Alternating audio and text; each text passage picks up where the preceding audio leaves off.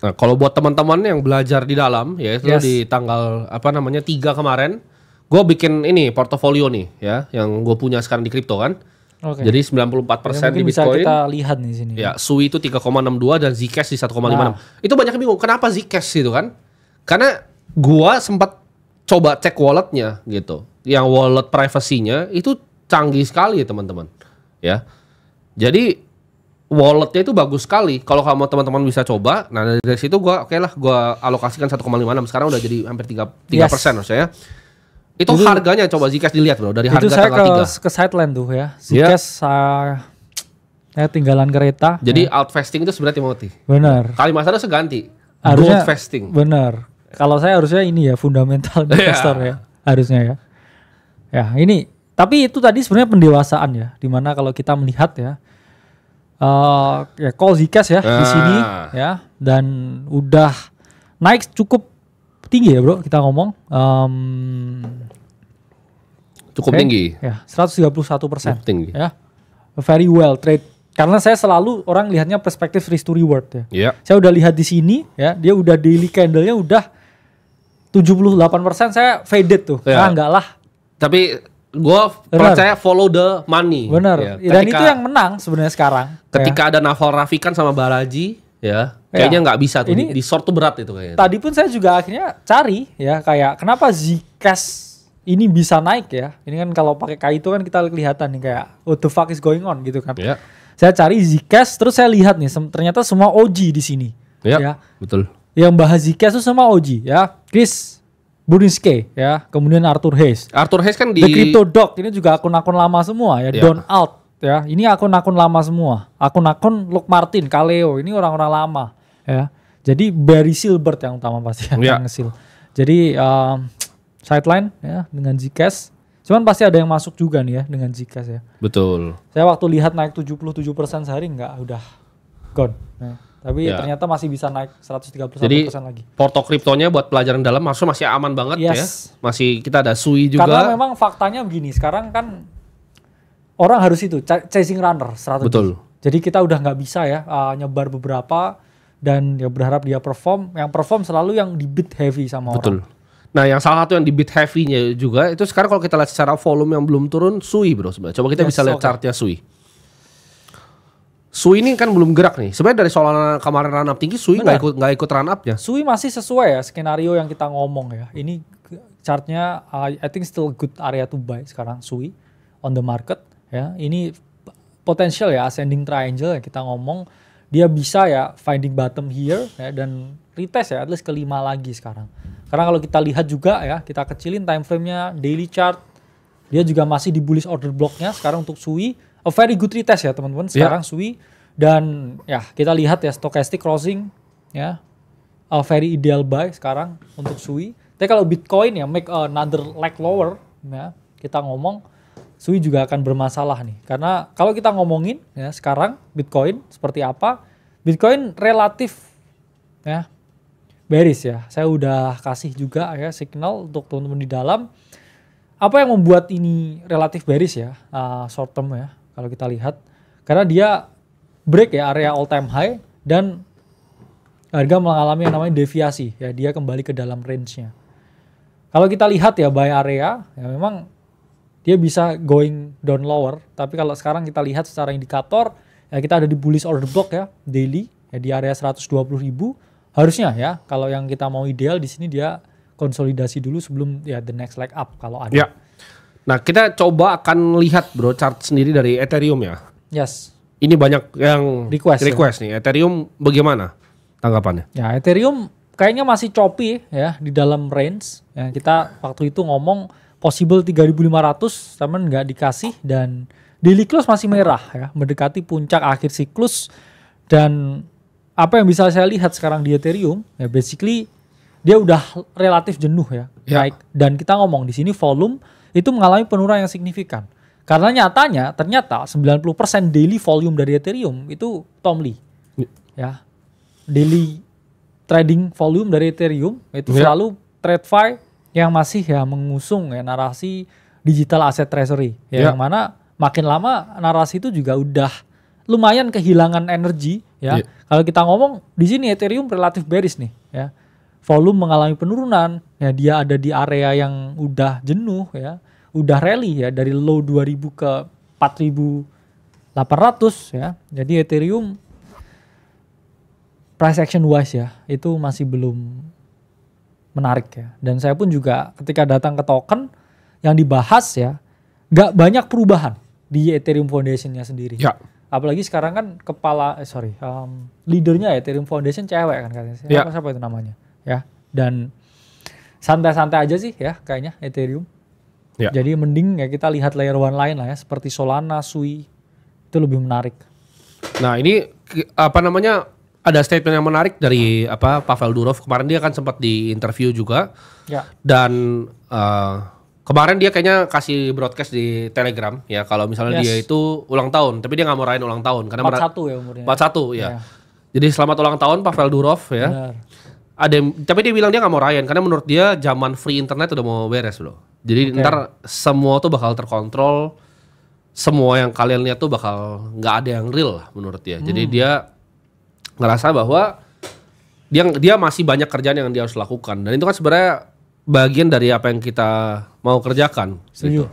Jadi kita percaya bahwa ya orang harusnya semuanya punya hak untuk menjadi kaya, karena ada perubahan zaman yang gue lihat bro. Kemarin kan gue sempat lihat Figure Robotics yang ini kita udah bahas berkali-kali ya.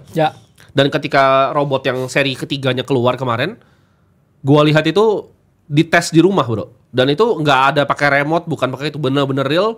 Dia bisa lipat baju, cuci piring, bisa ngangkatin mainan anak, bisa ngelipat baju secara sempurna. Benar.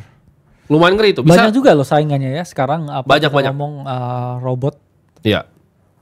Tapi menariknya adalah kayaknya sekarang salah satu yang leading tuh Figure ya kalau kita lihat sekarang. Salah satu yang paling canggih, dan kayaknya bisa banyak sekali pekerjaan nanti ke depannya bisa tergantikan. Nah, itu gimana menurut lo untuk anak-anak muda sekarang? Karena kalau realistis ya mungkin di negara kita masih lama. Tapi kalau di dunia itu mungkin 10 tahun udah. Gue aja pengen pesen tuh. Di rumah, gue pengen cek gitu. Karena tapi ntar tiba-tiba dibunuh. Hati-hati juga kan. Makanya tahu lu punya seed phrase, ntar dia kayak dicari seed phrase-nya. Iya. Bahaya juga tuh, ya kan. Untungnya nggak di rumah. Untungnya seed phrase nggak di rumah. Karena ya balik lagi ya, robot itu kan bisa diprogram. Iya, betul. Bisa aja di-hack bro dia.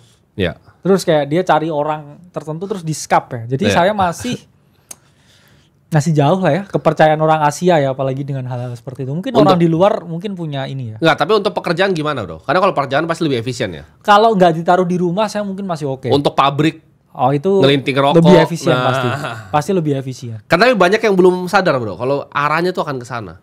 Cuman kan ini kan pemain-pemain terbesar di dunia ya. Jadi Elon Musk juga sangat heavy. Sekarang roboticsnya dia sangat heavy di Optimus. Karena pasti dia udah melihat ya bahwa manusia itu kan memiliki flaws juga. Dari segi ya human labor, manusia itu salah satu faktor produksi yang sebenarnya paling sulit dikendalikan. Itulah mengapa ada manajemen sumber daya manusia. Ya, selalu ada HRD. Dan biasanya HRD itu yang paling penting tuh di perusahaan, apalagi perusahaan yang gendut ya. Ada struktur jabatan, kemudian ada budaya organisasi. Itu banyak yang menentang tuh. Pavel Durov juga penentang tuh budaya. Karena kita juga penentang budaya organisasi. Karena banyak sekali ya yang tidak bisa efisien dan juga efektif dalam bekerja itu karena adanya standar-standar tertentu kan biasanya. Iya, betul. Dan sebenarnya bukan salahnya pekerja juga secara keseluruhan. Kadang kan mereka juga karena manusia kan merasa jenuh, merasa butuh sentuhan emosi yang lebih. Itulah mengapa sebenarnya kalau kita mau memanusiakan manusia itu harusnya pekerjaan-pekerjaan yang relatif lebih boring itu harusnya memang udah diautomatisasi. Ya. Yang linting rokok contohnya. Terus kemudian yang jaga di gerbang e-tol itu contohnya. Kemudian pekerjaan-pekerjaan lain yang di pabrik ya, yang masang-masang plastik begitu. Ya, itu harusnya udah robot. Harusnya manusia itu meningkatkan kapasitas pikir mereka lebih inovatif, mereka yang nyuruh robotnya ini ngapain kan. Ya. Supaya untuk menciptakan sumber nilai yang lebih positif ya. Maksudnya kita creating value ya dengan melakukan pekerjaan yang jauh lebih mikir sebenarnya. Ya. Itu kan sebenarnya tamparan juga ya bagi kita supaya ya kita harus lebih update ya. Dan kalau kita lihat sekarang kan teman-teman ini banyak yang masih muda, masih pengen belajar. Ya itulah kenapa kita bikin wadahnya juga Akademi Kripto supaya kalian bisa belajar bareng sama kita. Di situ adalah ya kumpulan orang-orang yang punya pemikiran maju. Ketika kita kemarin ngobrol di ruang sebelah, di ruang meeting kantor kita, itu banyak sekali yang kita dapatkan justru ya dari pelajar-pelajar di Akademi Kripto. Jadi kita akan lanjut ya bro ya. Benar. Itu salah satu perks kalian juga ya, kalau kalian jadi pelajar di Akademi Kripto akan kita undang ke kantor buat ketemu kita dan kita bisa ngobrol di sana. Jadi kita harapkan next yang datang tuh siapkan pertanyaan gitu, siapkan pertanyaan yang bagus supaya kita bisa jawab dan teman-teman yang lain bisa mendapatkan manfaat. Dan ada yang nanya, buka kampus. Kalau buka kampus tuh repot teman-teman untuk sekarang ya. Ngapain kita capek-capek bikin kampus ya? Karena kita bisa lakukan semuanya serba digital sekarang ya. Ada kita kan Akademi Kripto ya basically kayak kampus digital. Lo mau belajar tentang smart contract ada di sana, mau belajar trading ada di sana, belajar investasi ada di sana. Tapi yang paling penting adalah bisa ngumpul gitu. Setuju. Ada event-event nanti kita akan adakan, kita nggak bisa cerita dulu gitu, eventnya apa. Jadi kita akan membuat beberapa event juga di mana teman-teman bisa ngumpul bareng, saling ketemu ya teman-teman lain yang punya pandangan ke depan. Dan kalau memang project kalian bagus, bisnis kalian bagus juga, kita akan funding gitu. Kita bisa kasih kalian investasi, tiket cash bebas bisa 100 juta, bisa 1 miliar, bisa lebih dari 1 miliar.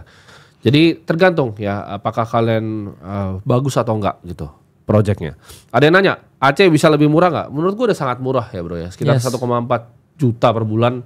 Itu kalau tuisi sekolah mungkin sekarang yang sekolah middle belum ya, sekolah internasional kan itu. Belum. Enggak yang nasional plus aja enggak kayaknya bro itu. RSBI. 1,4 juta itu kalau sekolah tuh SMP swasta loh ya di Surabaya paling ya. Segituan. Malang mungkin. Mungkin di tempat di Malang kali itu. Atau Surabaya SMP swasta lah itu.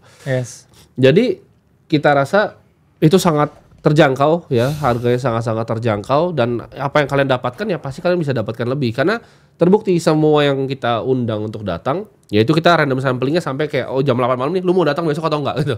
Ya. Benar-benar kita randomize dari survei. Jadi kita bikin survei kepuasan apa yang kalian harapkan dari Akademi Kripto, apa yang kalian pengen pelajari dan di situ kita lihat hampir nggak ada yang rugi ya. Tapi tenang aja kita bakal lanjutin buat yang bilang apakah cuman segitu yang diundang enggak. Kita nggak akan stop sampai semuanya diundang gitu. Dan untuk 30 orang ya per bulan yang bergabung dengan Akademi Kripto pertama itu akan dapat akses gratis bro ke ternak uang. Ya. Jadi kalian beli Akademi Kripto itu kayak beli baju bro. Ya, nah ini. Buy one get one gitu. Jadi kita lihat lah ya di websitenya ya kita include ya untuk teman-teman ternak uang 17 juta. Ya, jadi kalian bayar 17 juta, 1,4 juta per bulan Aceh. Kalian dapat 17 juta lagi. Ya. Gitu ternak uang. Nah ternak uang ini platform yang gue udah bikin dari umur 19 tahun ya tentang literasi keuangan. Itu lengkap lah. Kalian mau belajar jadi analis, mau bisa Excel modeling, laporan keuangan, itu detail lengkap ada semuanya. Gue udah keluarin buat R&D untuk produk itu mungkin sekitar 20 miliar ya. Jadi produk itu gue bikin 20 miliar waktu itu karyawan ada 100 ya di Kebon Jeruk. Dan itu harganya 17 juta dan itu kan dapat gratis kalau kalian bergabung dengan Aceh 30 orang pertama ya.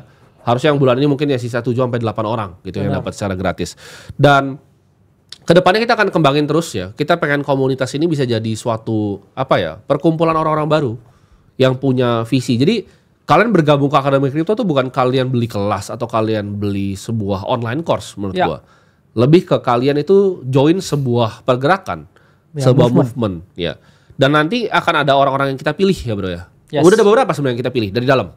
Yang dulunya pelajar, sekarang kita lihat udah punya kapasitas, itu kita pilih ya untuk dia bisa entah ke depannya bikin media, bikin project di blockchain atau bikin yang lain. Udah ada sekitar 3 orang mengembangkan dunianya sendiri. Ya, mengembangkan dunianya sendiri dan kita akan pandu ya, kalian akan kita mentoring benar-benar di bawah kita. Dan kita harapnya bisa jadi pergerakannya terus maju gitu.